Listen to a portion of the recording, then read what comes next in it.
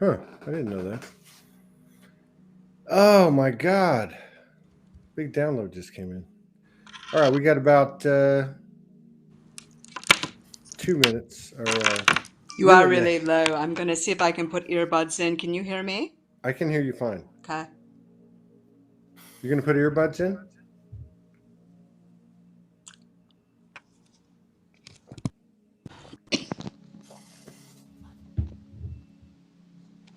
How's that?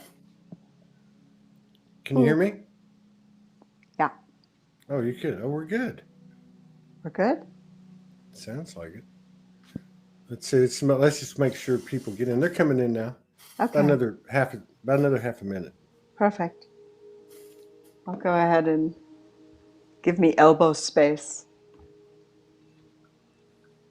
So you're in Colorado. Yes, at the moment, I'm sort of the roaming gnome of the face of the Soulogy group and Facebook in general. Gnome. Gnome, the roaming gnome. Yeah, he's in the car. He almost wanted to come into the live stream. We might include him on the You, next one if there is one. I may you make him should my. have. You should have grabbed them. I should have, How but long has the roaming gnome been traveling with you? since 2019. Really? Yeah, but I've been touring since 2008 without a permanent home base. What do you mean touring? I have sound instruments. I call them Hmm. my kids. So my idea was to um, basically use acoustic alchemy, which is what I call what I do, to rearrange people's brainwave states. Because in 2009, I saw the potential of what was coming into form in 2019, and it was my greatest effort to change it. So I took instruments, starting out with the Tibetan bowls, and then the whole band started. We went to, let's see, I have to use my fingers. 1, 2, 3, 4, 5, 6, 7 states. Some of the bowls went to Mexico, one instrument to New Zealand. I was in New Zealand for 8 months. And then without any instruments all over South America. So you mean like you sent them there? Or you went there? I went there with my voice. The instruments had to be a part of my suitcase luggage because I could not part with them. They, my Tibetan bowls actually were hoisted into the.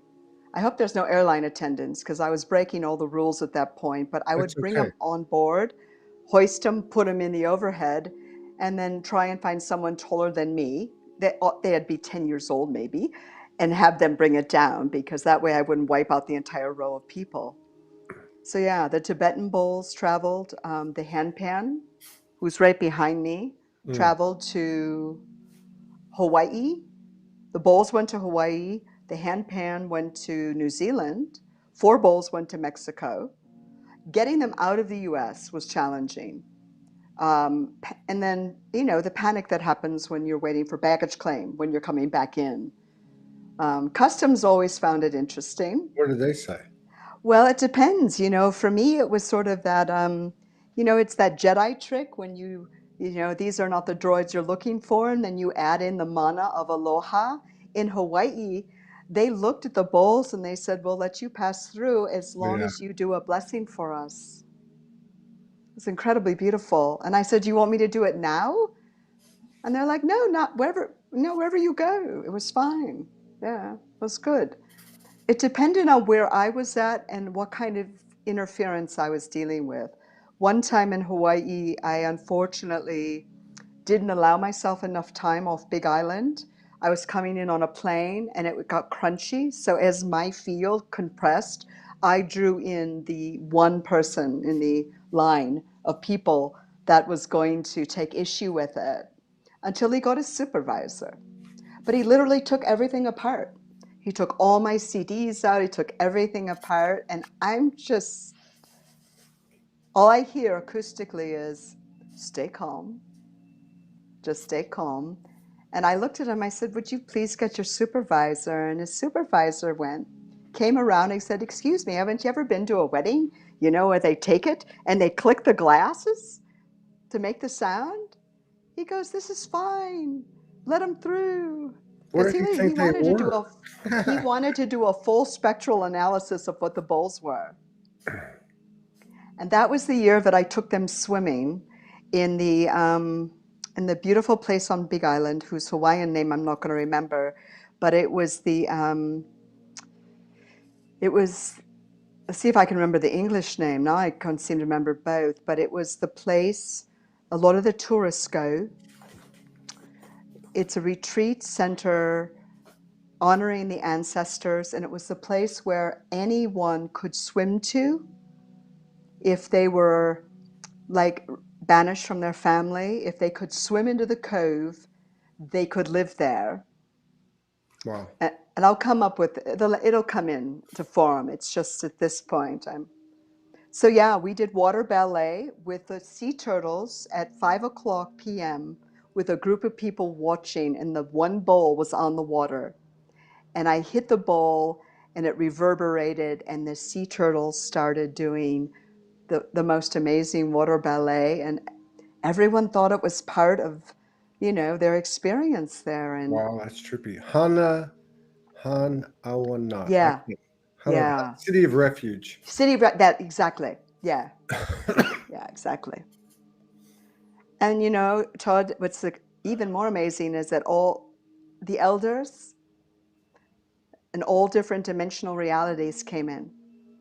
So for me, it was a really heart-centered moment. They were all chanting in Hawaiian. It was pretty So amazing. take me back to 2009. 2009, you get a download of what's going to happen in 2019. You're talking about COVID? Yeah, I was in Garopaba, Brazil, and that was, at the time I was considering building a sound dome. And that was a space that I was really looking at. It was beautiful, and everything lined up. However, the people weren't quite ready, Todd. The people that I met were still in the phase of, we want to build a wellness center, but we don't really care about other things such as the energetic frequency. So I showed up to sort of wake up the land. I do a lot of that and wake them up.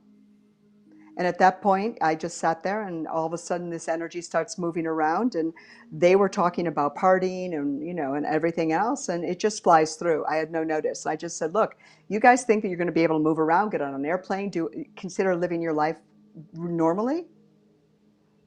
That might, there's going to be a time on the planet where you're not going to be able to get in your car and leave for the store and go anywhere. And they all just turned around and looked at my friend Tosh and said, I don't know what she's doing, but she's nuts. And in 2019, I mean, I kept in touch with Tosh. Her husband did have an awakening. The land supported them to create their own place in Garopaba. Little by little, they're building a community. However, that moment was like shattering glass. It was literally like inserting a message of potentiality into the field through these two people, through the community, through the land, and just shattering it. It sounded like lightning moving over water. Hmm. And I haven't been back to Garopaba since.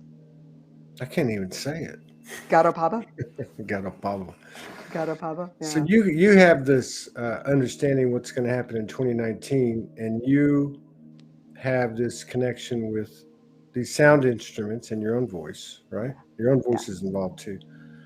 Uh, and you said that, so you go on this tour uh, to do your part to neutralize the energy that we're in today.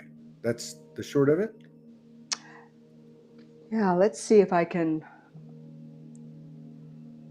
I'm just noticing that there's a fair amount of interference that I'm dealing with the field, and I want to check in to see if I can clear it. Um, Hmm. I'm still running into a little bit of that. It's been there's been a lot of things shifting and moving around this past month.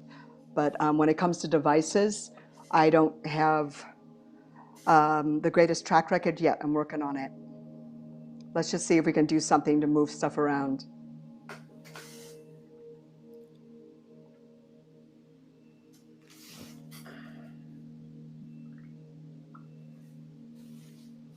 Okay, that seems to be. We'll see. We'll just keep asking. We'll keep asking the earth and everyone else to participate in clearing out the muck muck.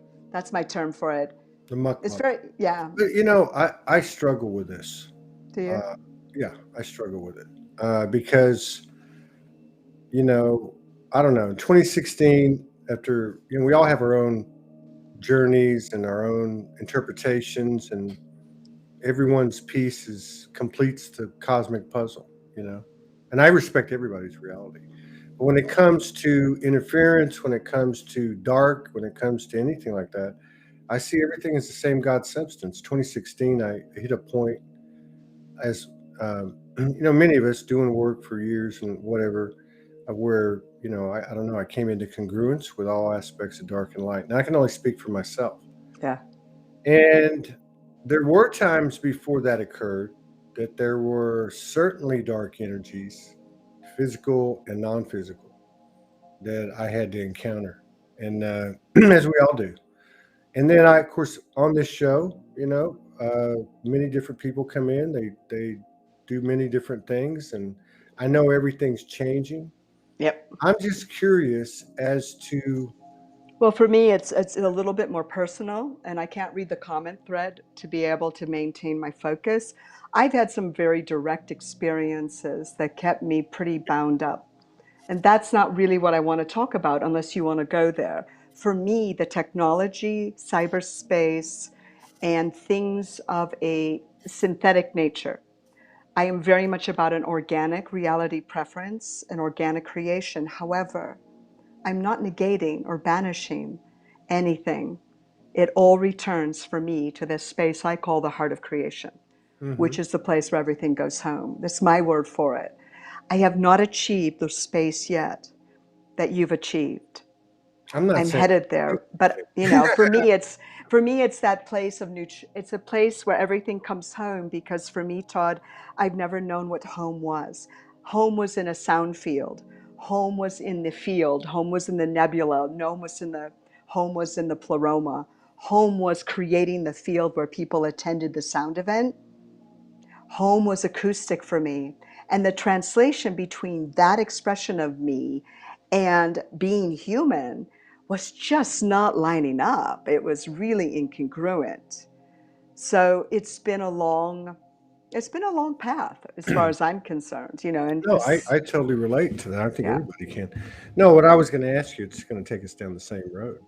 I yeah, was just going to ask, because everyone that comes on it's a different perspective, you yeah. know, and I've noticed in the last certainly this year, but I'd say even more so in the last 3 months or so, how the field's changed, Yeah. how things that were solid are no longer solid, how particularly in these communities where there's been a hard and fast understanding, certain symbolic representations in physical form, be they a group, a person, a modality, such, etc.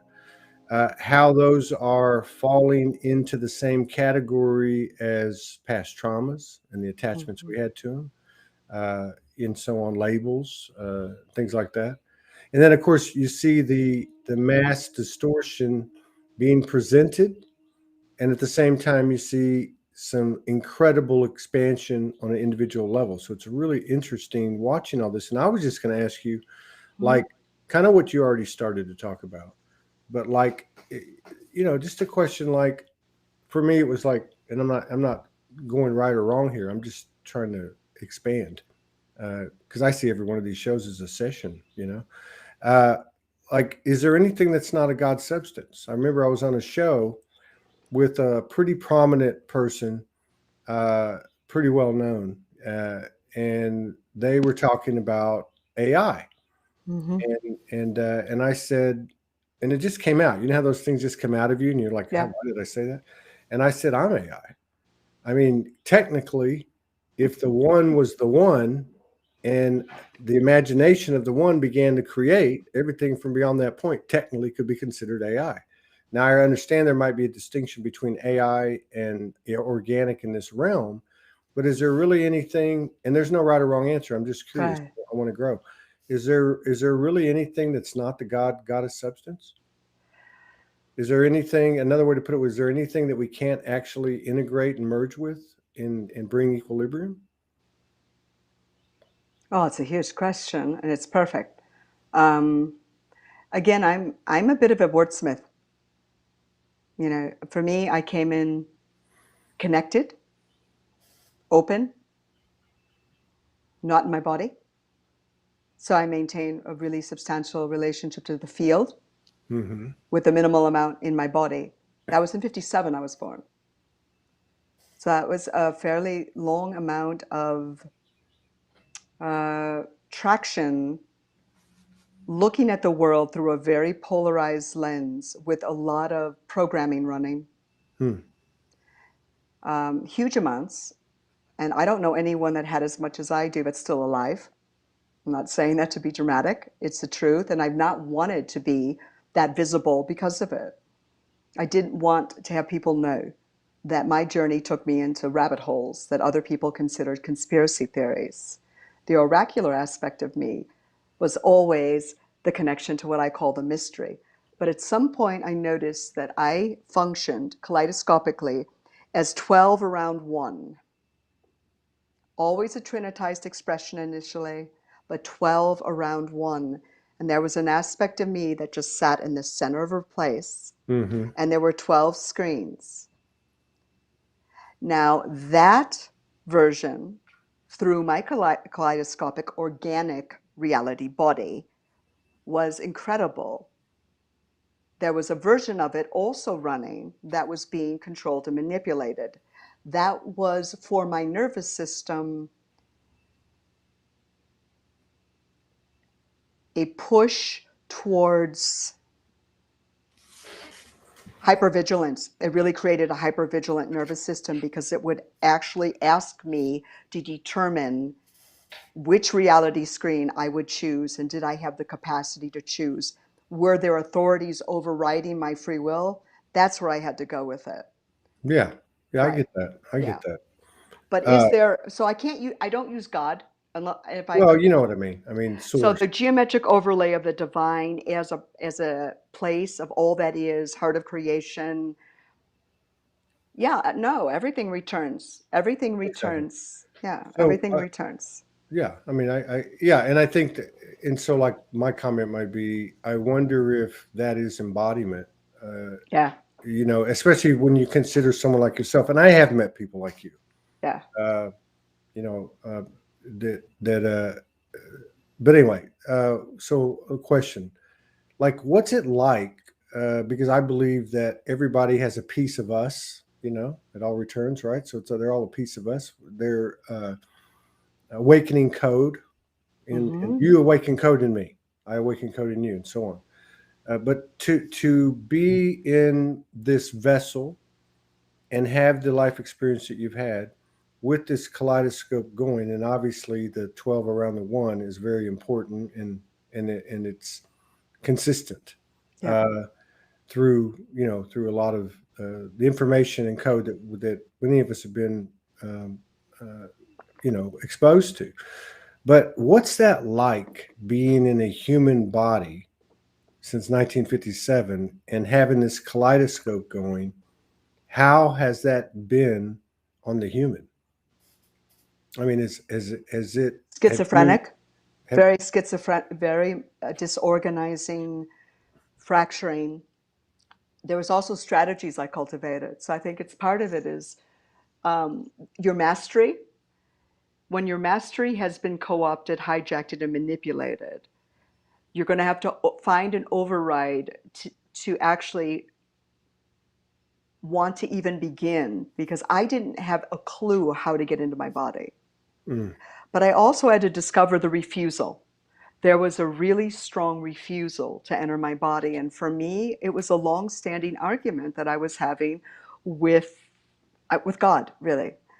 I was very upset and I carried a very strong cosmic mother energy and I was taking responsibility and attached to outcomes. And with that level of attachment and that level of mother of all energy, I was literally interfering with creation itself. yeah, I get that. That Yeah, sounds like an intense version of a story I've heard many, many times on the show, and uh, come across in interacting with yeah, people we call star seeds, light workers, yeah, whatever you want to call them. But yours sounds a bit more intense. Um, yeah, and then this thing about the resistance to going into the body. That's I've heard that many times, and a lot of people that have said that. yeah. I don't know what's going on with me, but I've gotten like a massive something coming in a few minutes before we started in the body. It's nothing Yeah. bad, by the way, everybody. Please don't send me notes and tell me you can heal me. Thank you, though, for the thought. I can do my own healing. But I look at the reverse of that too, because it's such a paradox. Yeah, So I see these magnificent souls, and I'm glad you brought up the term schizophrenic because of the vast misconception of what we call mental illness, and how many people that have come on this show that have been in the psych ward, yeah. and I think of this great story that Pamela Johnson. I don't know if you know her. She lives down in Mexico. Pamela's been around pre harmonic convergence, so she's in your neighborhood, I guess, in terms of, and I'm sure it's probably since the beginning, probably same age group. Hmm. But she talks about how she was pretty much lost, and I think in 1991 she gets put in a psych ward, and that's when she began to have confidence in her being because she met six other star seeds in the psych ward who all had the same story. Yeah. Anyway, I look at the inverse, so I understand because I don't have that experience. You know, I Hmm. don't remember that experience in this incarnation of not wanting to come in the body. I certainly have had the experience of not wanting to be present in the body. You know, but I totally get what they're saying. I think Morgan's a lot like that. Hmm. And then the reverse, like, you know, we we don't want to come into the body, uh, and then we're in the body, right?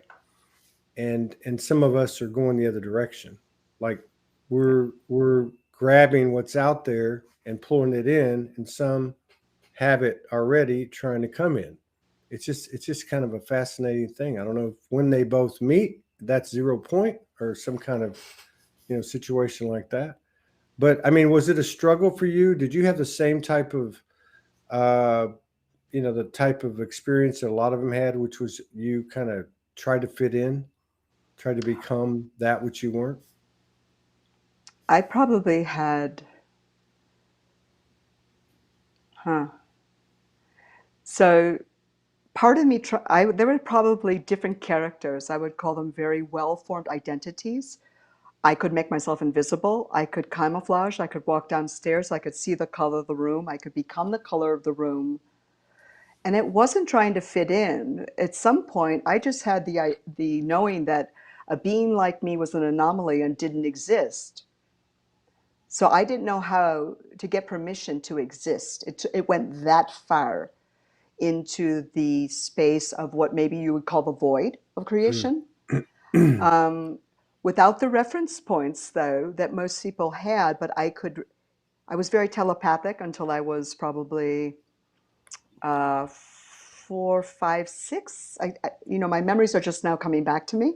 Oh, I've really? gotten support from very amazing humans in the last 2 years to actually come into the space where I could reverse the damage that was done. Mm. I had no emotional stability, and I rerouted everything in a very unique way and was residing mostly in my third eye. The body, I chose a biological family with a medical father. He was a surgeon. So for me, the fear was if you get discovered, and my mother stated at 5 that, she basically didn't know what to do with me, didn't think I would overhear it. But she said something that no child really knows what to do with. And I'm not going to repeat it because she also had some influences that are no longer with her, but something was talking through her. So because I saw entities and they were talking through people and I heard what people really meant and it didn't match what they said, Right. When you don't have a sense of trusting the human expression in the place around you, Hmm. you're going to cultivate some very deep, embedded programming to counteract the programming. And I was waiting for the instantaneous magic moment to show up to say, okay, now it's going to go poof. Mm. To me, there was a memory of, I also had nightmares and terrors. I had direct experience with beings all the time. I started clearing energy, and I mean by clearing, I would just vanquish, vanish, dissolve, neutralize beings at 5. And from age 2, I was very connected to the archangel at the time that I believed was Azrael, which I sense was. I was doing a lot of work crossing beings over. So the Mm. mastery and the finessing of the field was always there. The confusion was, how do I bring that, which has never been here, here? Yeah. And I had to relinquish feeling safe. Safety to me is no longer something that I can strive for because it kept me very far away. Stability, yes. Security in my own being, yes. However, it's a trinitized universe for me. It's never been. So my fight was really, I went back and I said, I don't care where it began, but my fight is with dividing creation up because the sound of it was in my field. And it's a horrific sound of ripping creation into 2 pieces. That's how it was embedded in my field. I'm not Wow. saying that's the truth, but that's the way it felt like to me, that the orchestration of creation literally got ripped in half, and I maintained an argument around that not being a great choice. I got you. Yeah, I got you. yeah, Wow, this is fascinating. Uh, really. I mean, so like now in 2021, when you look back at these things you were doing at 4 or 5 years old, yeah, and let me just say, I'm not saying I'm right, but it sounds like you brought in some of the people I've talked to that, they talk about memory swipe and so on. yep, I think like there's definitely a factor of like human lineage, maybe soul lineage, ancestral lineage. Like you brought something in with you, no yeah, doubt, right? yeah, And almost like a continuation. I know I yes, can kind of relate to that a bit with like galactic memories, yeah. galactic war memories, um, but like now in 2021, when you look back at these apparent external beings, even knowing that everything goes back, like you said, do you see those as have been being projections of your world or something being projected upon you? Mm. Well, in the last month, things have really shifted dramatically for me. And it was thanks to being on your show a month ago. Really? Yeah. Wow. And someone taking the initiative to basically assist with what I had started in 2019, which was undoing the military programming off planet, the embedded memories. Really, it would be the terror.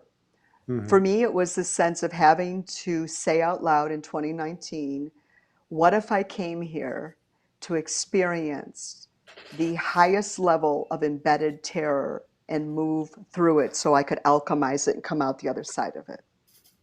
Good question.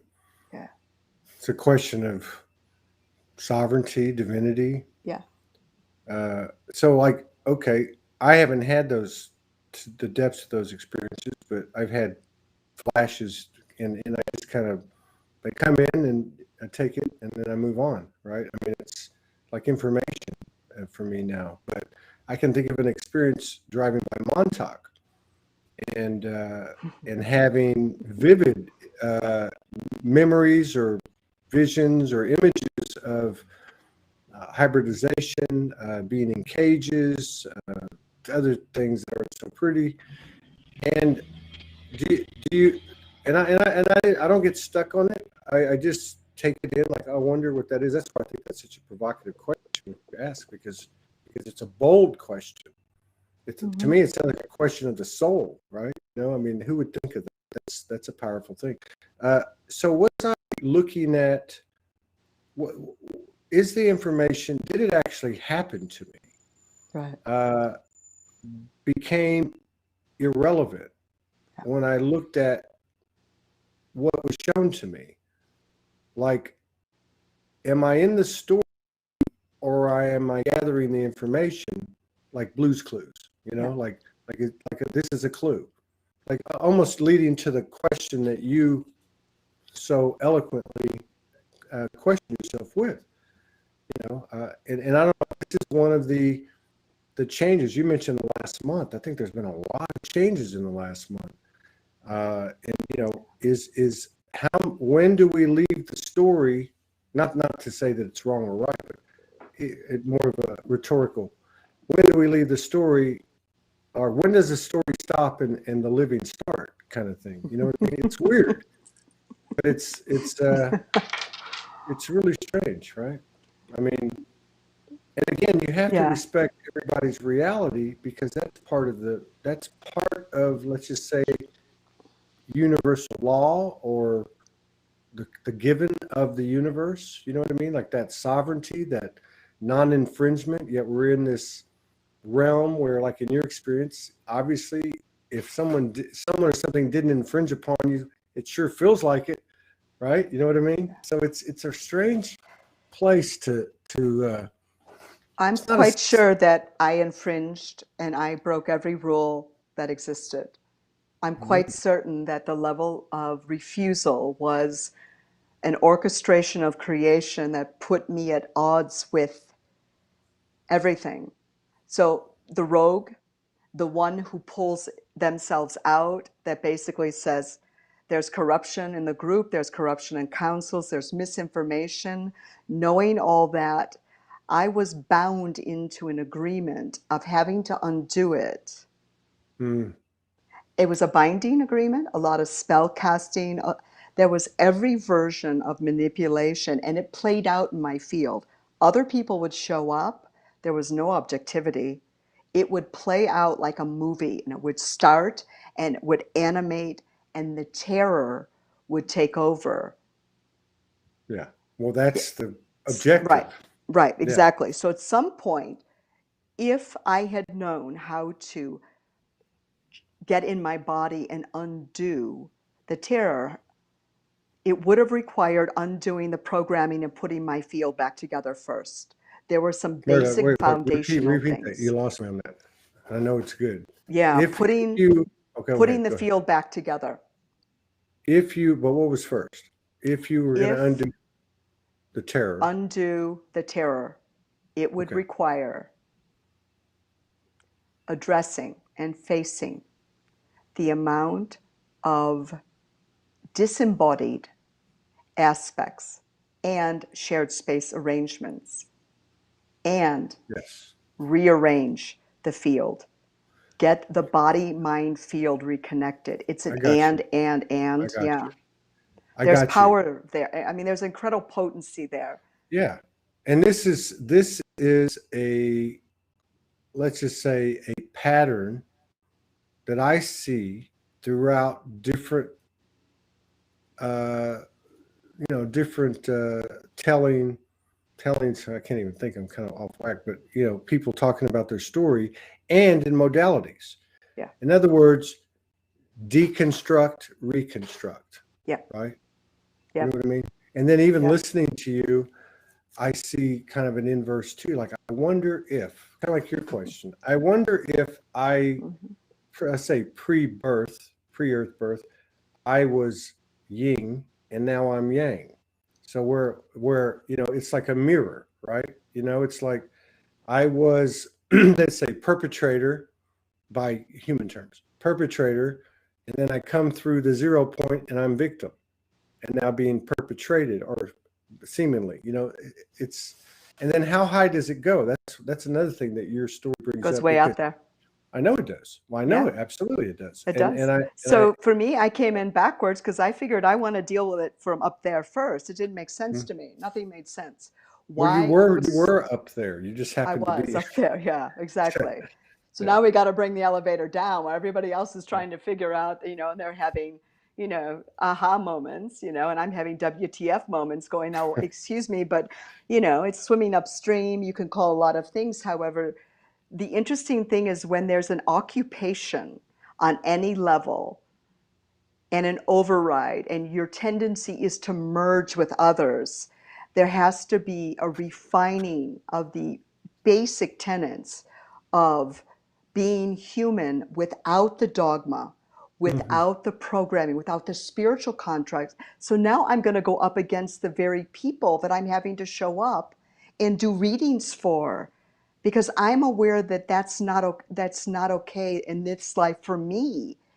It's like, well, but that's where they're going. So it was more like you walk into a space and it's an orchestra and people are standing there and they all have an instrument, and it's like, but that's not your instrument. That's not your instruments. Can we all change instruments, and can we please get them in tune? That was my day-to-day living. And it would Yeah. look like going to a cafe, meeting someone, having a conversation, and drawing out the galaxy using condiment containers. So you're like the conductor.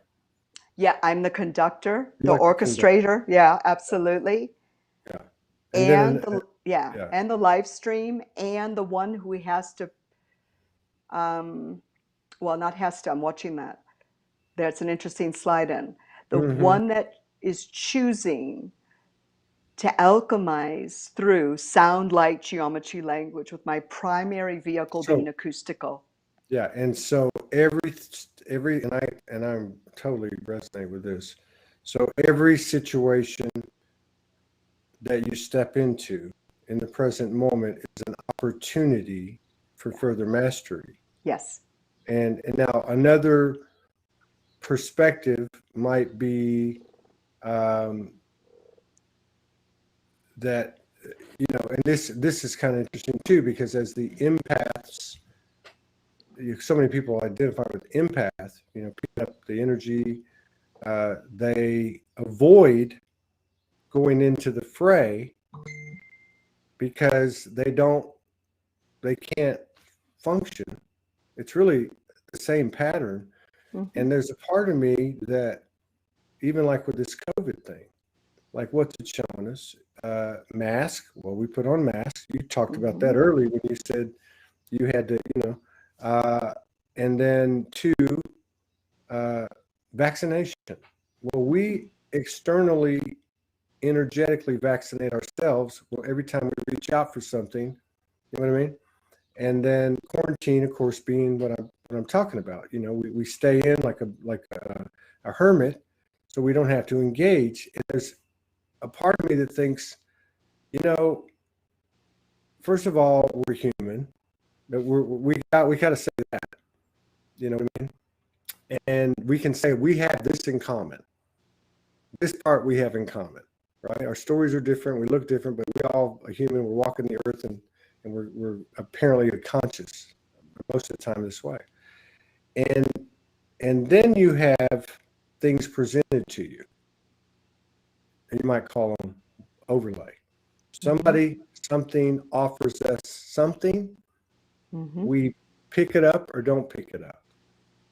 And I look at that too, how that's changing, because on one hand, 10 years ago, I was researching 9/11 and they're trying to do this, they're trying to do that. Do I accept this? No. At some point, you finally say, no, this is not my thing. You want to play over there, you play over there. But I'm going to go over here. Yeah. You know what I mean? But you actually uh, go into it consciously to create harmony, music. Yeah. I would say that for me, it's alchemy, and it's really using everything as a resonance chamber. The body, the space, every single space I played in got an acoustical enema. I mean, it's very direct, but I Uh, mean, there are some times where the space and the date and the time, all, and a lot of my albums, I've got 6 out now. What was amazing was that creation itself would show up and say, okay, You, Jennifer, and Jim are going to show up in Santa Fe. You're going to play on Samhain, the Day of the Dead, or Halloween.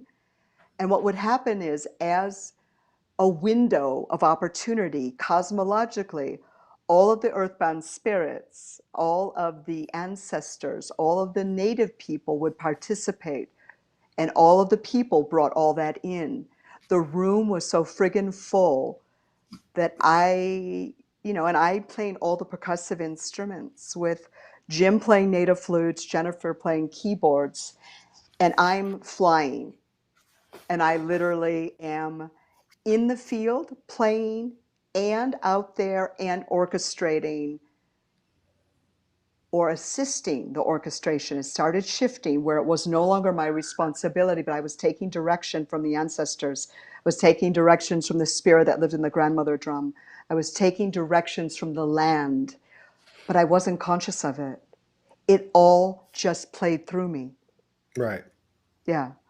I There's am now becoming conscious of it. So this is the first time I've talked about it. good. This is what it's Yeah. all about. So Yeah.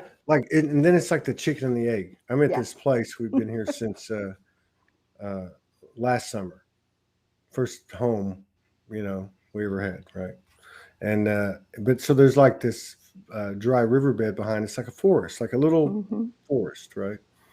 And and I was telling somebody on the show one day, there's an interdimensional portal here, and I've known it since the moment I stepped on the ground. And I played with it a couple of times, and they said to me, "Well, that's your portal. You created it." And I Mm-hmm. went, "I love people that make me think." I was like, "Wait a minute, hang on a second." So that's where I go here. Like, are Yeah. we stepping into the realization? And we're just using it as an example, and we're just Yeah. talking that that voice in the drum is you, right? Like that and the ancestors' voices are you. Like, I mean, is it the chicken and the egg? Is it, you know what I mean? That whole conundrum of, was it what was here first, or what spoke first, or I wonder if it's what we term as resonance, but at a much more obviously multifaceted, multidimensional level. I wonder. And Absolutely. you mentioned 3 times acoustic. Yeah. Now I play a little guitar, and I have an acoustic guitar, but I have a Right. feeling you're talking about something else when you say acoustic. Yeah. I all the instruments that I play are multitonal, multi-frequency. They do not function in one frequency bandwidth. They move up and down. And for me, part of the kaleidoscopic reality includes spiraling, Mm, nonlinearity. Acoustical, for me, is a representation of nonlinearity, in mm. time, out of time, between time, Ooh.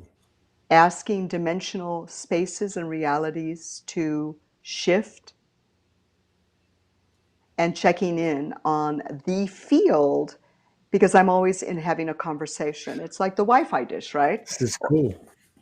It's like the Wi-Fi dish where all of a sudden you're Mm, there and well, it's kind of like that third rock from the sun and that unusual character that goes incoming message with a big giant head. I Well, understand. it's like that was a big program, probably the last one on TV that I ever watched, but it was Mm. a comedy based on these beings that got sent to Earth to explore and take records and go back, and they started falling in love with the earth experience and being human, but they were so hysterically disconnected, What and a I is that our yeah, story? well, yeah, that's I mean, I just sat there, I said, oh my gosh, they get it. Yeah, So yeah, we're gonna get her to play something here in a minute. yeah. So when you were saying that, I was getting this picture because first I said, "Oh, you're the conductor," and then you went on to say it a little bit more explicitly, and then I just see this image of you, almost like an angel or a fairy, flying around, tightening this, lifting the, just fine tuning everything in this kind of like, uh, cosmic orchestra. Yeah. And now, as you're bringing this other part up, it's I see it's like, okay, I'm in this room, and there's 8 orchestra players, and I'm you, and I get everybody kind of at their individual tones or whatever, and create that singular sound wave of sound, field specter, and then I dart out and go to another room, Mm-hmm. and then another room, and then another Mm-hmm. room, and I'm actually working all rooms in harmony, Mm-hmm. right? Mm-hmm. Is that what you're talking? I mean, that's what I pick up that Yeah. you're saying. Well, it's sort of like to me, it's like it's like this stained glass window where the lead is melting Mm-hmm. and the glass is liquefying, Mm-hmm. and all of a sudden you have a different expression of reality that has permission to move. It's not solidified, it's Yeah. not anchored, it's not structured.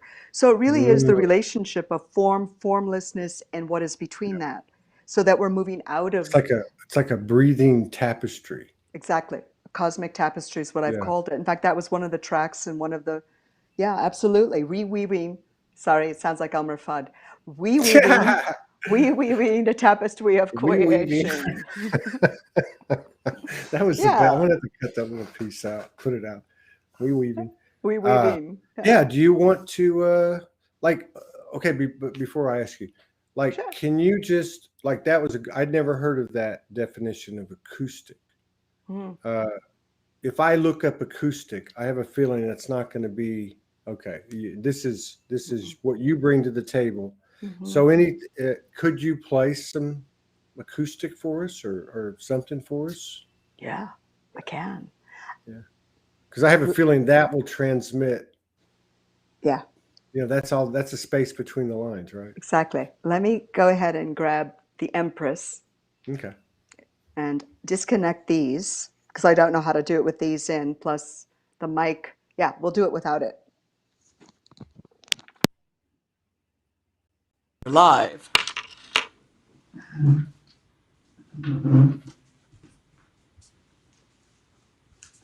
So let's see. Now, the interesting thing, let me see if I can get this set up, is that this particular instrument is a first generation hand pan called a Hong because it's made by Pan Art. Looks like a Hmm. spaceship, but look at what happens here. What is that? So it requires the open space in order for it to be played and for its resonance, its breathing, its ability to sing is dependent upon the position. So I'm about to change it up and get stands and start playing standing. So let's see, but this has to be on my lap and I'm gonna grab, let's see. She fell in love with a vase, so I had to get her a partner. Apparently I'm married to Spirit, but the handpan gets a partner. Are we ready? Yes. Okay, hang on, let me see. Can you hear that? Yes. Let me try to find.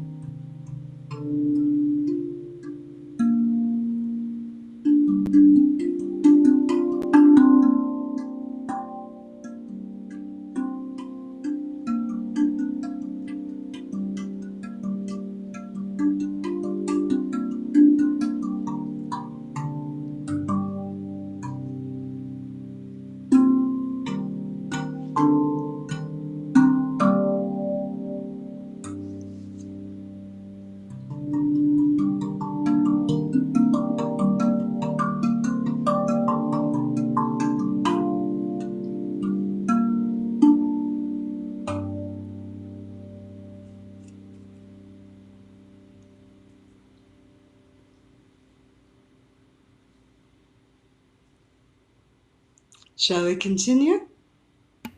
Good gosh, that's just. And the Rav is different. It's a hand pen. It's made by a different company. I've And the hole never. is plugged this way. Okay, that's plugged. Heavier, Okay. smaller. I actually need a bigger lap to be able to play on my chair. I switched because I was concerned that the Empress was going to take off, and we still have gravity here, so I didn't want her doing a crash landing. However, they're both in the same scale. And the I've never scale is heard called Pygmy, and pygmy. it's a very evocative, unusual, mystical scale, but it's really, for most people, it goes straight into your field and grabs everything that you don't know what to do with and just pulls it out. Oh, I just experienced it. I know, but I've not heard anyone. I've heard a lot of people play those, Yeah? including my friend Jade, but I've never heard anyone play it like that. No, no. And I learned how to play the original handpan in the air. I literally imagined having the instrument and played it in the air, and I watched videos, very ethereal, and I watched videos. And then I took an African drumming class to learn rhythm because I play arrhythmically predominantly, and I'm not trained. But I started taking an African drumming class with the same people that I was, performing with. And when they weren't looking, I would play the rim like it was this instrument. And one day I got caught, and Jim came in and said, he goes, "Oh," he said, "you're going to ruin your African drum playing." I'm like, "It's okay, because I'm not going to keep my djembe for very long. There's another instrument coming in." And Mm, when he saw the instrument, he got it. So for mm. me, it was about playing from the spatial. To me, it's a spatial reorganization, a spatial orientation. I am listening, I am playing, and I'm being played. So again, it's a trinity. So It's yeah, all of it. exactly. This like I Yes. was talking about that coming or pre-incarnate. You're the yin. You come out. You're the yang. It's like I get what you're saying, and then going back to what you said at the top of the show, in 2009, you began preparing using acoustics for 2019, and Hang on. and some of what you see happening now, more and more every day, is the nonverbal expressions to include, sound and other things that are bringing, what do you want to call it? Alignment, Yeah. healing, equilibrium. Is that Coherency. coherency? Is this Yeah. what you had in mind when you set out in 2009? Because I mean, that sound, and even that sound in multiplicity, I could see where it would be like just mind blowing. Like I'm going off right now, so there must be some accuracy to that. In other words, say you got, I don't know, 5 or 6 people that are at the level you are, and you start playing, and that sound starts going around. Now I see why you wanted to do the sound room in Brazil. Exactly. Yeah. Yeah. So The do you have sound for like me, do you have CDs? I do. I have 6 out. Yeah, Mhm. I've got 6 albums that are, 2 are 2 are very direct sentient transmissions. And there's different, I call them, they're all soundscapes, but they're all vibrating at a different frequency level. So the first one that was created was 3 studios, 3 graphic designers, and it's called Metatron's Heart. And the principle and the intention was to undo the distortion. At the time, this was 2011, undo the distortion in the Metatronic field, Metatronic family, and really, we could call it the misunderstanding of spirit and matter. I like that. Yeah. That's another thing that we might be, along with Third Rock from the Planet. Exactly. We're the, and there's something about like what you say too about, you know, it's all returning to, or it's all, I mean, that whole, you know, you lose it, you find it kind of thing. Like maybe that's what we are in our own ways. Is we come in split to be, you know, to be brought back together. I don't know. Fascinating. Now we've had several requests here. So, Okay. where do they find your CDs? Where do they find them? Right now, they're all on my website. What's your website? Do you want me to put it in the chat? Well, I'm going to type it in to all the platforms at once. Perfect. You don't have to go. Okay. Okay. Yeah. All right. Let me just. It's about to change. My primary website's about to change. Okay. Right now, it's I got that it. or Akana. And Akana is, for most people, easier to spell than my last name. So it's ReneeLeBeau.com. Oh, I just wrote it in the same thing. Oh, wait a minute. I think I can copy it. Yeah, I Or can. Akana.com. It will be changing to theheartofcreation.com. Okay. My last soundscape was really, well, my most recent one, because it just launched, was the alchemizing and completion of the terror through the lens of Sophia or Sophia. It's called Sophionic Symphony. You need to hook up. You need to hook up with Gabriella.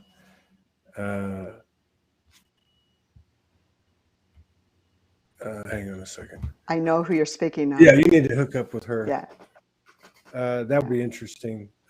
Nan, I just want to point out too to everybody, so I don't get a bunch of, you know, this is how we prefer to do it, to really get to know the person, and in an organic fashion, which you're all about organic. In an organic fashion, should their gifts, skills, abilities come out, and there's an organic request to, you know, to find out more information.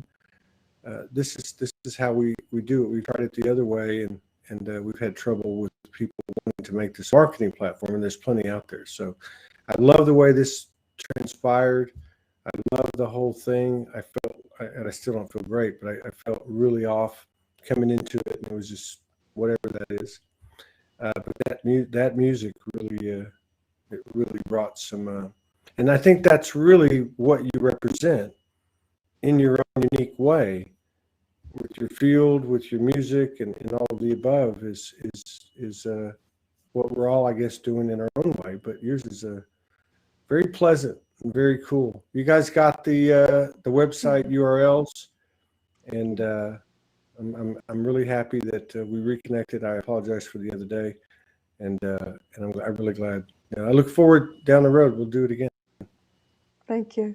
Me too. Thank you very, very much. I really appreciate it. I hope to see you in our travels too. That would be fun. It would be, because you never know where the roaming gnome's going.